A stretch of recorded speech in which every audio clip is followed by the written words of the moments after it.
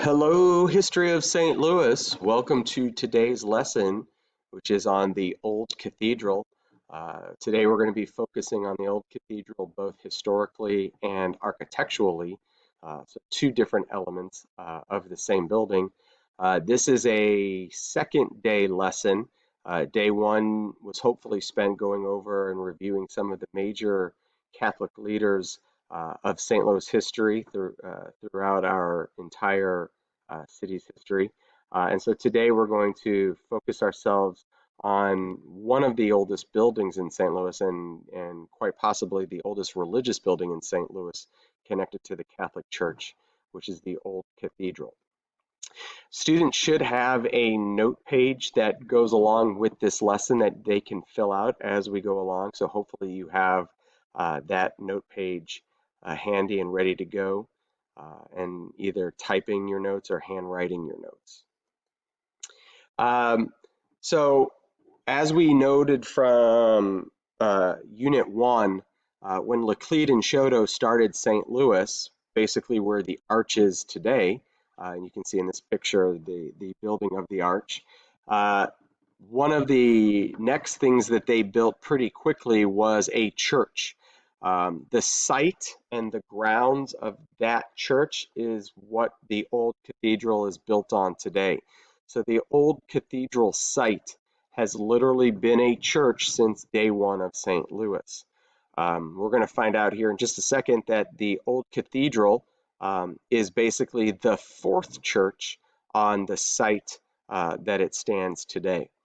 But you can see that the old cathedral and the arch grounds basically highlight ground zero for St. Louis and its history. This is where Laclede and Choteau basically start the city of St. Louis. The old cathedral has not always been in a park-like atmosphere. Before the arch, it was in the city downtown neighborhood, and the city downtown had numerous buildings, lots of warehouses, and so the church had been, before the arch demolition, the church had been basically surrounded on all sides by warehouses and buildings. They cleared all that out for the building of the arch grounds and the national park that it is part of today. Um, so as you can see, it had been quite crowded in that area, as this picture highlights when they were destroying the surrounding buildings for the construction of the arch. Here you can see a nice picture just showing you how close the arch and the old cathedral is, literally about 100 yards away from each other. So this is literally ground zero for St. Louis. Let me go ahead and start hitting some of the answers to the worksheet. The old cathedral was built in 1834. It was, as you can see here, the materials used was limestone. And so it did not have the nickname Old Cathedral until they built the new cathedral starting in 1907 and finishing in 1914. So the actual nickname of this church, because it was made out of limestone, was the Stone Cathedral. And we're going to find out that the first two churches of the first two cathedrals of St. Louis were built out of brick. The third one was built, or excuse me, the first two were built out of logs, log cabins basically. The third one was made out of brick, and then St. Louis decided to build the stone cathedral to make it even that much more permanent. It was built by and fundraised by Bishop Rosati. And students should have learned that yesterday, that he was the major factor in building this old or stone cathedral. Here are some pictures of what we surmise the earlier churches to look like. Obviously, in Laclede and Choteau's day, the only real resource that they had would have been wood, and so they basically made log cabins for themselves and their group of 30 that they had moved here with. Later on, they expand that to a little bit bigger facility, a little bit bigger log cabin. You can see the French colonial columns and the covered porch. And then they decided to upgrade that facility with a brick cathedral. And here you see what we believe the church grounds to look like. As you can see, there used to be a cemetery behind the church. That would have been common back in the day, but as land and property becomes more valuable in the city, they're going to utilize that for buildings, and they're going to take out those bodies and move them somewhere else. They also would have had a place for the priests to live. They would have had their own gardens to grow their own foods. So this was an entire complex back in the day. And then obviously St. Louis, once they made it the stone cathedral, they really upgraded both the architecture and the building overall to the facility that it closely resembles today. Here again, you can see the neighborhood in which the old cathedral was in. It literally was surrounded by warehouses and whatnot that were all destroyed. Today, this street dead ends right here, and this whole area would be Arch Park today. Again, here you can see what the neighborhood used to look like, and then what it looked like after the destruction of all the surrounding buildings to start developing the arch grounds for St. Louis. Here they're destroying the rectory. The rectory was where the priests would live, and they would have lived right next door to the church so that they would be obviously close to where they were in charge of worshiping and whatnot. And this was again part of that Arch Park creation.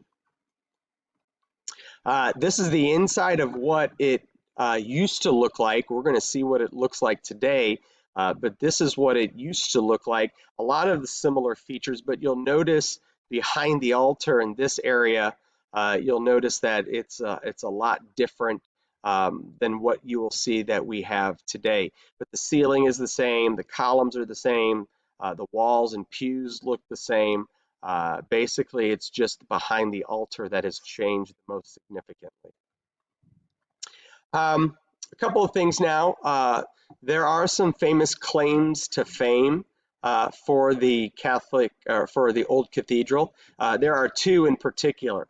The first one I want you to write down is that the old cathedral is the oldest cathedral west of the Mississippi. And so a lot of things in St. Louis are the oldest west of the Mississippi, just because of our long history in the area. So that is number one. Number two is that this is the only cathedral in the United States, I believe, that has four different languages written on it. And then we're going to review what those four are, and they will have blanks, I believe, on your answer sheet to jot down what those languages are. So the two claims to fame: oldest cathedral west of the Mississippi, and also that it has four different languages written on it. The other thing that I need to highlight at this time is what is the architectural style. This is one of the easiest buildings to identify.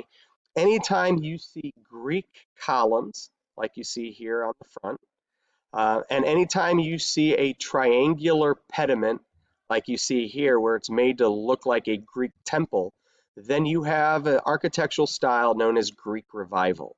And this is one of the easiest styles to pick out because of the columns and the triangular front. So we have Greek Revival as its architecture, and there are a number of buildings in downtown and throughout the St. Louis area that have this architectural style. So language number one that is written on the old cathedral is Hebrew. And so here we have the Hebrew word for God, and so that is language number one. Language number two, which you can see written here on the side and right underneath the Hebrew lettering, over here is Latin in honor of St. Louis, and then right here in Latin is the one and tripart God. And then right over off camera over here would be dedicated 1834. So we have Hebrew and we have Latin. Here you again can see the dedicated 1834 in Latin. And then under this window, this half moon window, you have this inscription, which is in French.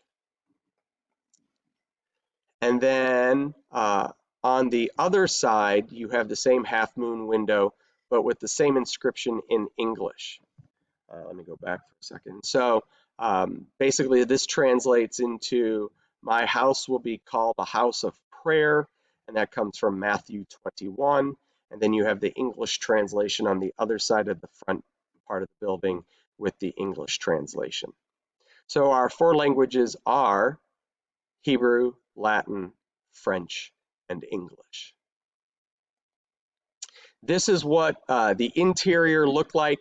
You have the Greek revival background, and then you have the Latin right here, and those words were created by light bulbs. So it literally lit up, as you can see right here, behind the altar where they would do their where the priests and the archbishops and bishops would do their praying and practicing.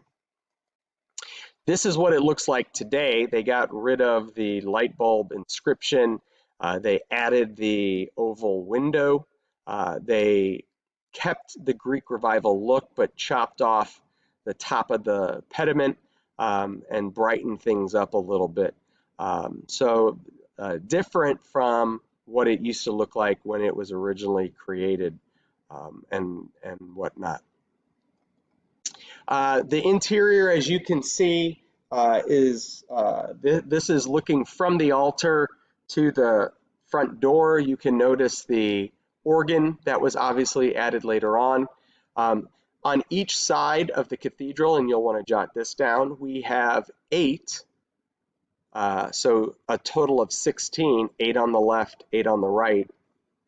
We have 16 total 16-foot windows.